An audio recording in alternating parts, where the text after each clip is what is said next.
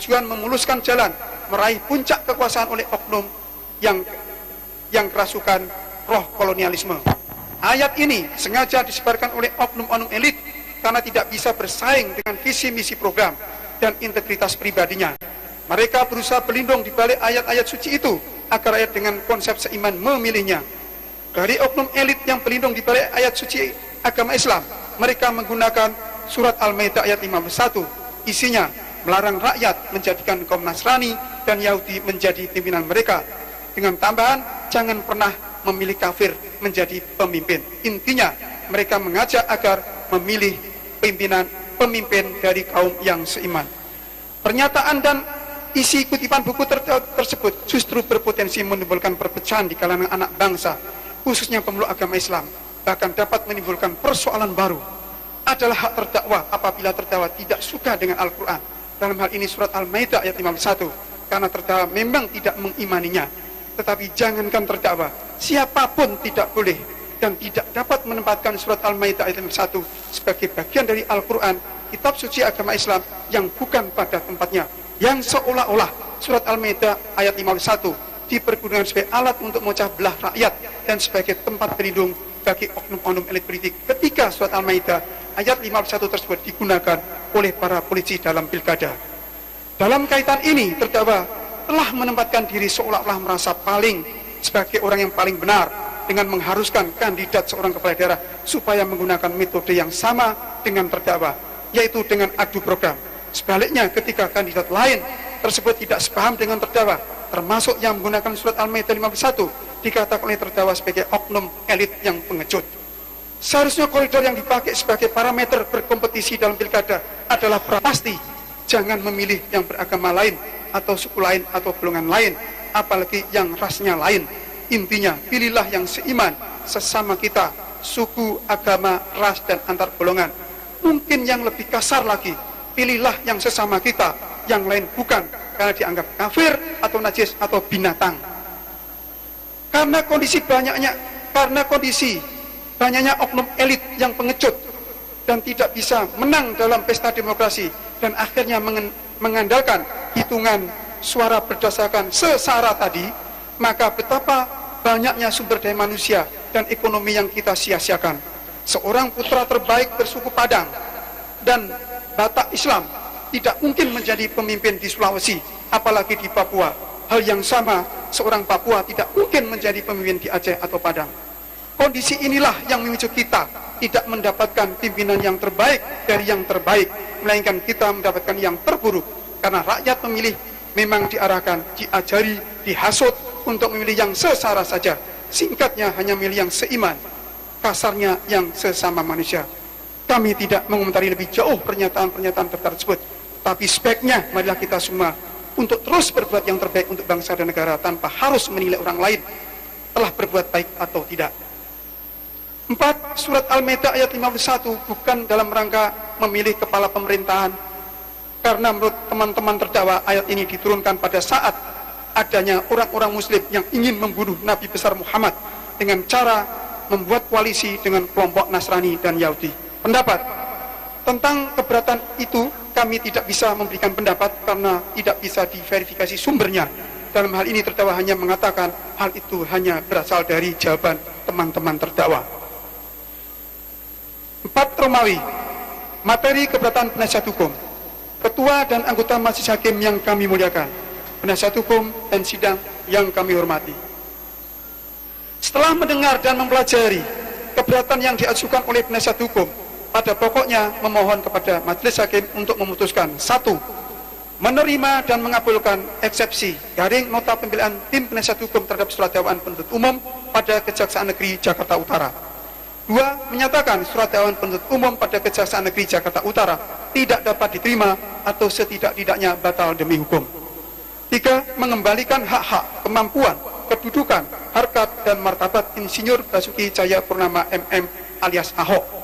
4. Menyatakan membebankan biaya perkara ini kepada negara. Permohonan tersebut didasarkan atas alasan-alasan pada keberatan yang pada pokoknya sebagai berikut.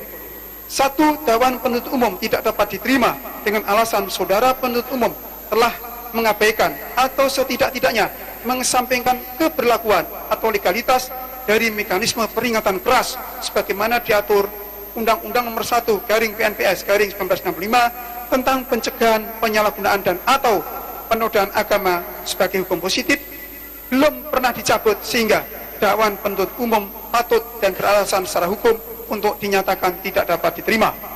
2. Surat dakwaan harus dibatalkan dengan alasan penuntut umum tidak cermat, tidak jelas, dan tidak lengkap karena dakwaan hanya mencantumkan perbuatan yang disangkakan tanpa mencantumkan akibatnya. 3. Surat dakwaan harus dibatalkan dengan alasan penuntut umum telah menciptakan akibat hukum baru dalam huruf B pasal 156A KUHP, yaitu yang seharusnya berakibat tidak menganutnya agama apapun menjadi dalam rangka pemilihan Gubernur DKI Jakarta. 4. Surat dakwaan harus dibatalkan dengan alasan penuntut umum dalam dakwaannya tidak dapat mendefinisikan secara tegas subjek korban sebagaimana dimaksud pasal 156 KUHP dan subjek korban yang dimaksud oleh Insinyur Basuki Cahayapurnama alias Ahok dalam kurung dakwaan alternatif kedua. 5. Romawi, tanggapan penuntut umum atas keberatan penasihat hukum. Sebelum kami memberikan pendapat atas keberatan penasihat hukum di atas, terlebih dahulu kami akan berikan pendapat atas keberatan penasihat hukum dalam beberapa hal yang diuraikan pada bagian pendahuluan. Meskipun pada bagian pendahuluan tersebut tidak bersentuhan langsung dengan syarat formil dan syarat material dari surat dakwaan, namun kami tidak menanggapinya secara keseluruhan, melainkan hanya bagian-bagian tertentu saja yang sifatnya meluruskan pandangan penasihat hukum yang menurut hemat kami dalam hal-hal tertentu dapat menimbulkan pandangan yang keliru di dalam menyikapi perkara ini sebagai berikut. 1. Persidangan terdakwa dipandang sebagai akibat tekanan massa, trial by the mob, sebagai akibat dari video pidato Insinyur Basuki Cahayapurnama MM alias Ahok di Pulau Pramuka, Kepulauan Seribu yang diunggah ke media sosial oleh Buniani.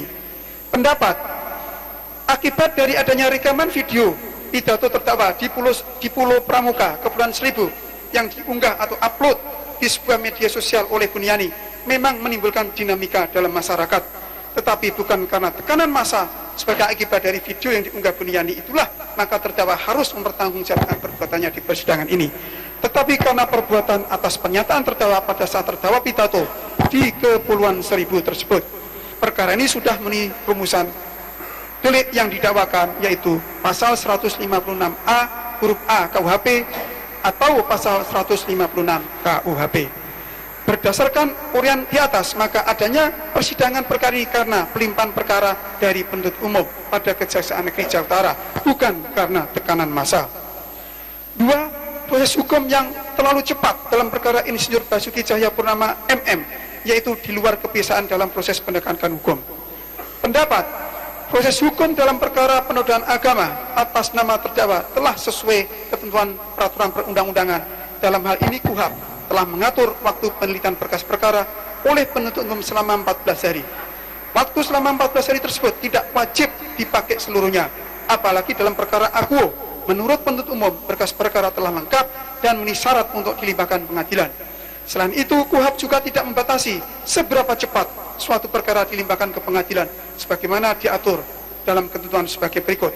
Pasal 139 KUHP, setelah penuntut umum menerima atau menerima kembali hasil penyidikan yang lengkap dari penyidik, ia segera menentukan apakah berkas perkara itu sudah memenuhi persyaratan untuk dapat atau tidak dilimpahkan ke pengadilan.